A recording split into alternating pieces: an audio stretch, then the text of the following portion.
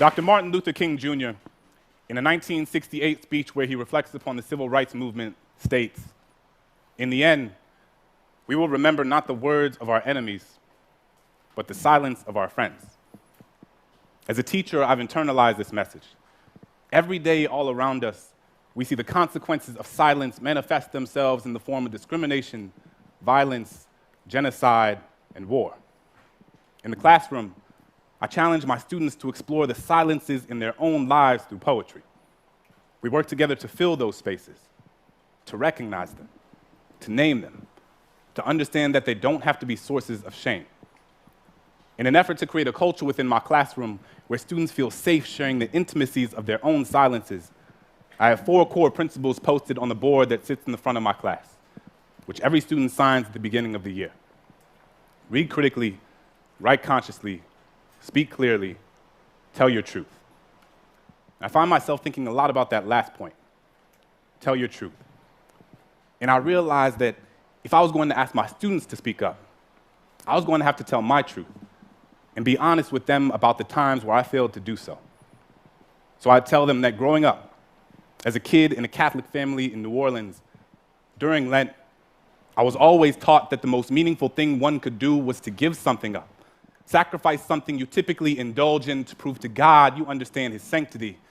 I've given up soda, McDonald's, French fries, French kisses, and everything in between. But one year, I gave up speaking. Figured the most valuable thing I could sacrifice was my own voice, but it was like I hadn't realized that I had given that up a long time ago.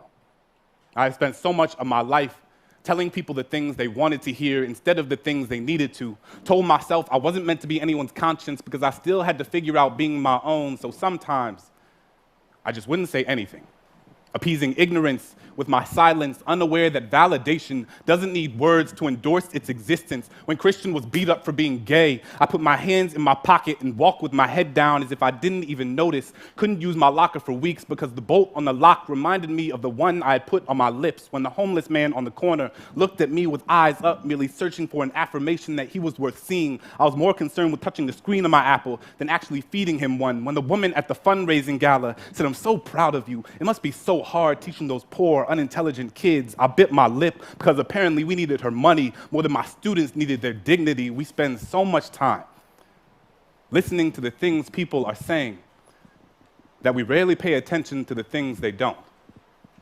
Silence is the residue of fear. It is feeling your flaws gut-wrench guillotine your tongue. It is the air retreating from your chest because it doesn't feel safe in your lungs. Silence is Rwandan genocide. Silence is Katrina. It is what you hear when there aren't enough body bags left. It is the sound after the noose is already tied. It is charring. It is chains. It is privilege. It is pain. There is no time to pick your battles when your battles have already picked you. I will not let silence wrap itself around my indecision. I will tell Christian that he is a lion, a sanctuary of bravery and brilliance. I will ask that homeless man what his name is and how his day was, because sometimes all people want to be is human. I will tell that woman that my students can talk about transcendentalism like their last name was Thoreau, and just because you watch one episode of The Wire doesn't mean you know anything about my kids. So this year, instead of giving something up, I will live every day as if there were a microphone tucked under my tongue, a stage on the underside of my inhibition. Because who has to have a soapbox when all you've ever needed is your voice? Thank you.